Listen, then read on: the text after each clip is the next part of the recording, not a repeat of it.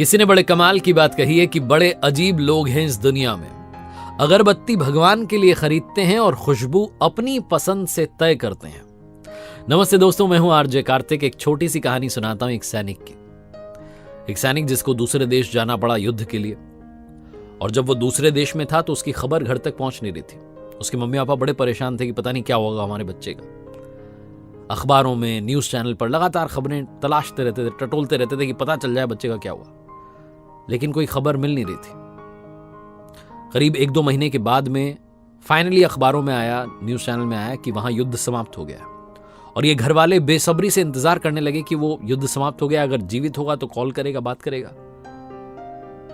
1-2 दिन के बाद में इनके पास में कॉल आया, घर में टेलीफोन की घंटी बजी और फोन लाइन पर दूसरी तरफ इनका बेटा था।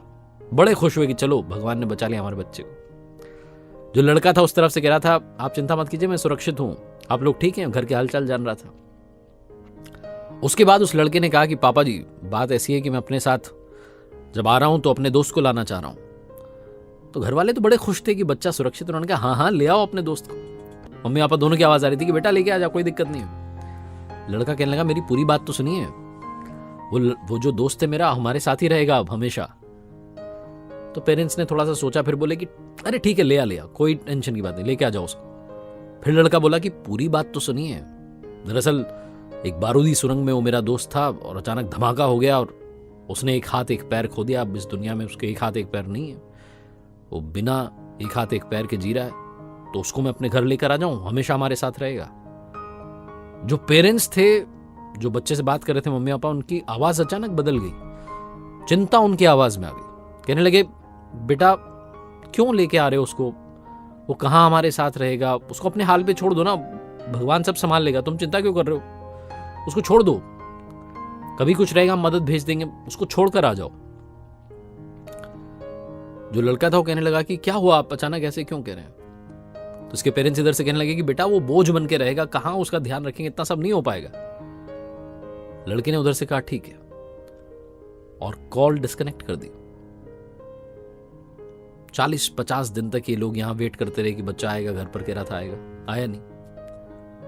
40-50 दिन बाद इनके घर पर कॉल आया और इन्हें बुलावा आया कि आप आ जाइए उस दूसरे देश में जहां युद्ध हो रहा था, कि आ जाइए, आपके बच्चे की लाश मिली है।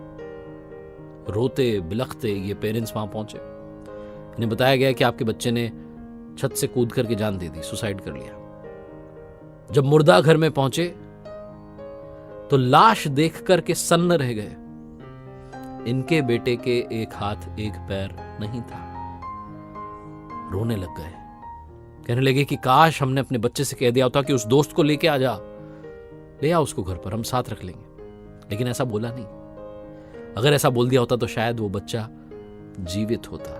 वो बच्चा दरअसल जानना चाह रहा था कि उसके पेरेंट्स कैसे रिएक्ट करते हैं, लेकिन पेरेंट्स ने कहा उसको क्यों ला रहा है, वो बोझ बन के रहेगा। ये कहानी उन मम्मी पापा की और उस बच्चे की नहीं है, सबकी कहानी। आज के जमाने में बहुत सारे लोग ऐसे हैं जो फायदा देख करके रिश्ता बनाते हैं, बड़ी प्रैक्टिकल सोच रखते हैं। उन्हें लगता है कि बोझ होगा, क्या करेंगे, रिश्तों में फायदा ढूंढते हैं, अपने हिसाब से रिश्ते बनाना चाहते हैं। जहां कोई कमी हुई उसको दूर कर देते हैं। कमी हर इंसान में है। कमियां ढूंढने लगेंगे तो शायद प्यार नहीं कर पाएंगे। प्यार उनसे भी कीजिए जिनमें कमी है।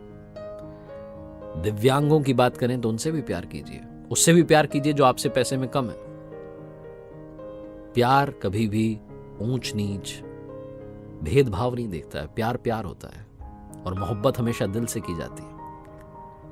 यही इस कहानी का मैसेज है। बहुत ही गहरी बात है, लेकिन ये कहानी हमें सिखाती है।